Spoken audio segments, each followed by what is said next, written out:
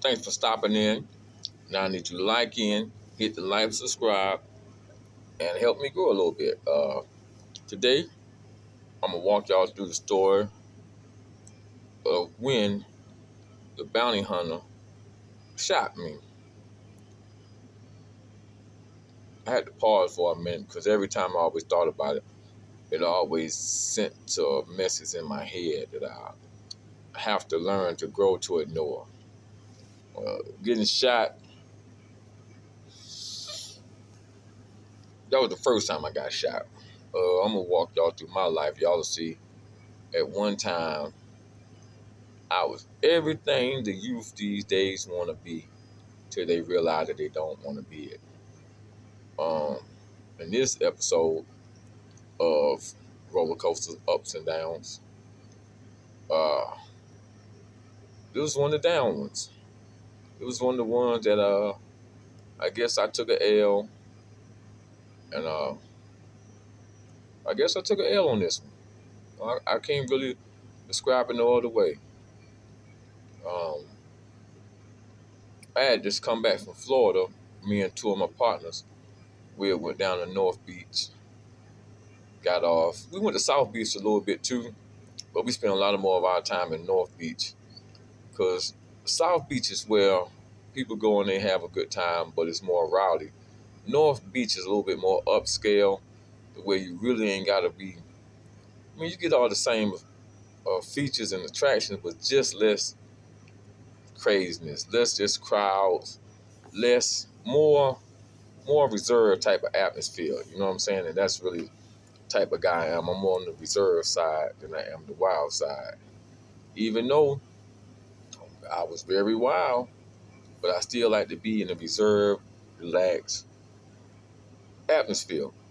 Especially when you don't live the type of life that I live, you really want to be somewhere where no matter where you at, you secure. Because I didn't live the most safest lifestyle. You know what I'm saying? I roller coaster, ups and downs, screams and yells. You know, my name is roller coaster, ups and downs, screams and yells. So I didn't mind making a few people's stomach go drop to the bottom. You feel me? That was my thing to make your stomach drop. Put that in you. Roller coaster, screams and yells. You know what I mean? So in this episode, I call it episode. Like I said, we just come from Florida. So soon we get back from Florida. Shout out to Orlando. Had a great time down in Orlando. Miami was nice. Miami kind of like a little bit more aggressive. Orlando ain't as hostile. Maybe I didn't say it the right word. Miami is a little bit more atmosphere is a little bit more hostile than Orlando. Orlando like that, but it's a little bit more reserved. So I like the Orlando too. Uh, but anyway, back to the story. So we get back from Florida. As soon as I get back, the girl that I'm dating at the time, her mom like called me. She's like, come out here, I want to talk to you about something. I said, I don't want to talk to you about on the phone. It's like right out here for a minute. And it kind of shocked me because her mom didn't care for me at all. At all. I was not what she thought her daughter should be with. Like, and looking back, I wasn't. Like at the time I took it like kind of offense, like, well, they ain't better. But I wasn't. I was all the way the wrong guy. Um, but she called me and when I got out there, she said, man, it's been this guy. She said, I know him. She like, he a bounty hunter. He's like, he came by here asking me, do you date my daughter? But I told him y'all did, but you don't know more. She was like, but he's really looking for you. She was like he said, she was like, you know, he said he's looking for you for attempted murder, and she's like, he's really looking for you. So I was like, cool. So I was like, what he driving? So she told me, say, he's in a burgundy car. She described the car, burgundy Ford. She described the car. So I go home. I'm talking to my sister. You know what I'm saying? So my sister was like, man, this burgundy car been riding past mama house all week. It's like the whole time you've been gone, this burgundy car been riding by mama house all week, son. So I was like, yeah. I was like, well, Lisa, mama called me and told me about that car, about who it was. So I'm telling my sister who it was, like, well, let her know, like, let me know if you see him come by again. So this same evening, like I say, I just come from Miami, or Florida, really, because we really went to more than Miami. So I'm not going to just say Miami, but we went to Florida, because we went to Miami, Jacksonville, Orlando, Daytona. We had a ball. Like this was one of the best 10 days we had a ball down in Florida. But anyway, when we back, so I'm like, yeah, so we go.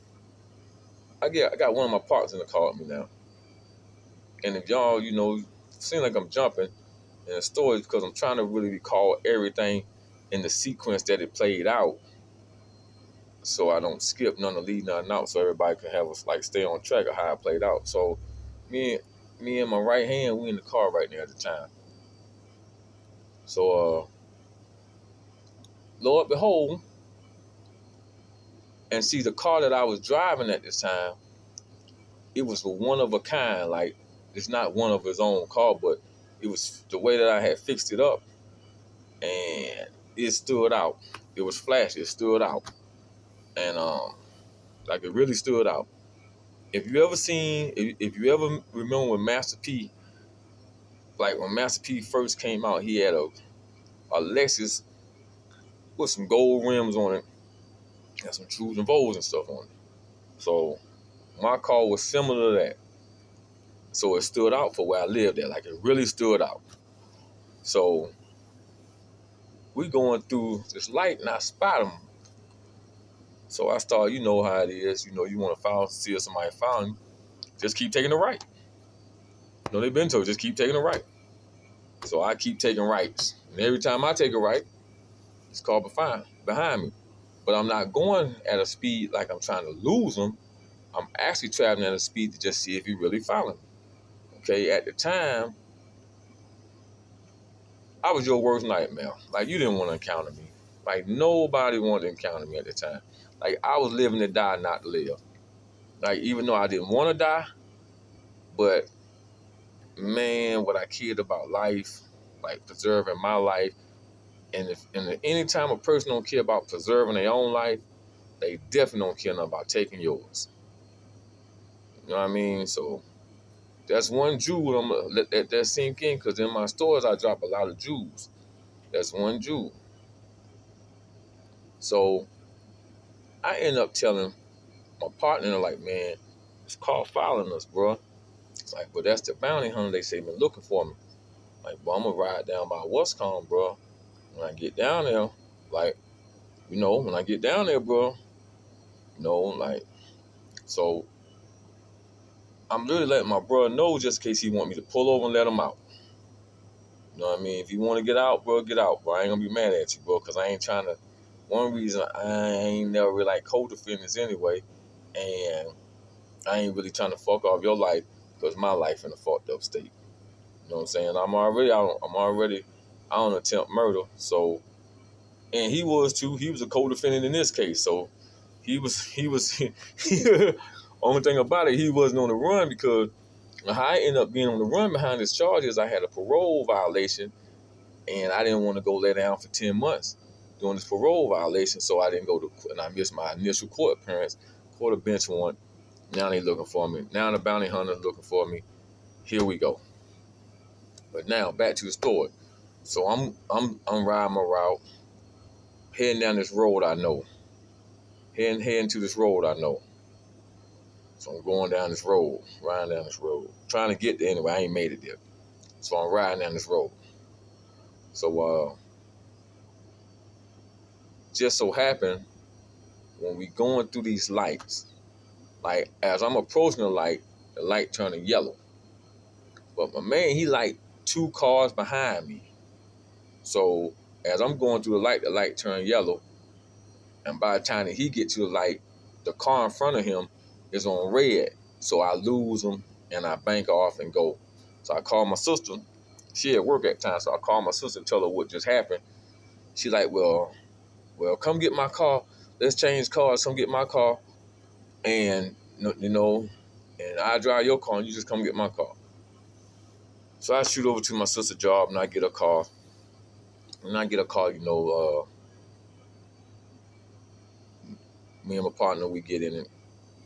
I'm kind of like mentally stressed because of just what's happening. Like if you ever been through some situations, it's kind of pretty easy to get that mentally stress level up on you. So I kind of like on that level. So I tell bro, I'm like, man, I'm gonna go and drop you off, bro. I'm gonna go get a room and just lay down and just chill out for the day. So I called a girl at the time, an ex, not even the one I'm with. I call her ex at the time. I tell her come on over. So she come through. Me and her kick it. Next morning come. I go out and I peep out how you can move the curtain down. So I move the curtain to the side and I look down and I see the same car sitting at the very end in the parking lot of the room that I'm staying in. So I tell the girl, I say, listen, they out there. I don't want nothing to happen to you. Go get in my sister's car and just leave. She's like, huh? She's like, what? She's like, well, what you gonna do? I said, don't worry about me. Just go get in my sister's car and pull off and leave. So what she do? She go out, crank the car up, and sit her ass on the passenger side. Yup, yup, yup. She confirmed to them, and she could have been working with them, to be honest, because they knew what room I was at. I was in my sister's car. She could have been, because she went straight out there and got on the passenger side and cranked the car up and got on the passenger side. So now, when I come out, you know what I'm saying, and I'm clutching. So now when I come out, I look down there, ain't nobody make no move. So I go get in the car. As soon as I go get in the car, this dude take his car and speed up and ram the car. On the girl's side, ram the car. So, okay, but when I got in the car, I'm putting my seatbelt on. So, let me think. Yeah, put my seatbelt on. So all of a sudden, I see the girl that's in the car, she jump out the car. But I didn't see that the guy had a gun in his hand. So he come around the car, and he don't say freeze, you on the rest, or nothing. He just unload on the car. Wow. He go around from the front window, like he shoot through the front window. Wow. He go all the way around the car to the driver's side shooting. But he got a revolver. And as he's shooting, I'm counting shots. Like, when you in this life, you look and you respond to things a certain kind of way. So I'm counting shots. So he don't let off. Like I said, he got a revolver. He got a 32. I know the gun. He got a 32 revolver in here. So he letting off shot. Wow. So when he get to 6, I jump out. I said, man, you out of bullets now. I'm gonna beat you the fuck. Excuse me. I don't want to do that on my video. I said, man, I'm about to beat you. So he take off around the parking lot now because he out of bullets. Now he's scared. Oh, he crazy. He yelling the bondsman name. What we gonna do? He crazy. I'm like, man, you just try to shoot me, man. I'm about to get you. But in the mix, I don't even know I'm shot. But in the mix of me chasing them around the parking lot, I see blood coming out my arm. Like out a hole in my jacket. Like, see blood. So I said, man, you just shot me. I said, man, so now, but I'm not in the hysterical state. I'm kind of in the pissed off state because you done shot me. So I look, I see blood coming out my chest, like a hole in my chest jacket. I said, man, you done shot me. I said, man, you shot me more than one. So he's still running around crazy. So by this time, the owner or the people up in the office of the hotel, they done called the police because they got a shooting out here.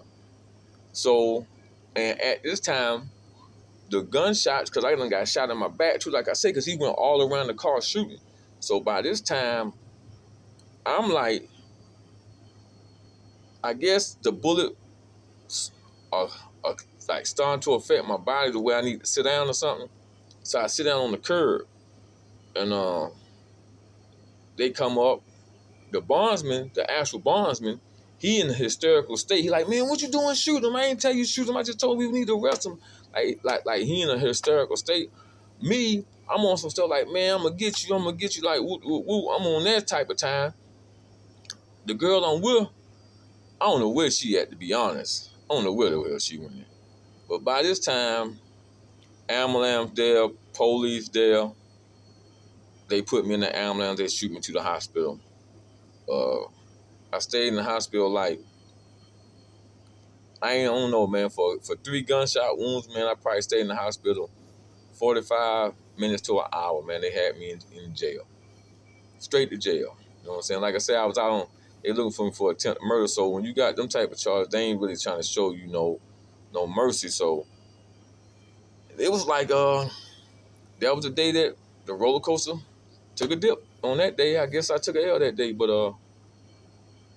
I ended up going to do some time for the charge, and they ended up giving him nothing. Actually, they did absolutely nothing to him for shooting me. Um, but that's the story of how the bondsman shot me, y'all. And uh, I'm gonna give y'all some more stories on updates on stories, I guess, or how adventures of me. So hit the like, hit the subscribe. Thank y'all for stopping in, listening to me, taking up some of y'all time. Appreciate you. Thank you. Like I say, hit the stripe, subscribe, Roller Coaster Television. I'm gonna walk y'all through my life. Hell of a journey. You'll hear some stories that you're gonna think I made up, but they all facts. All facts. Thank y'all.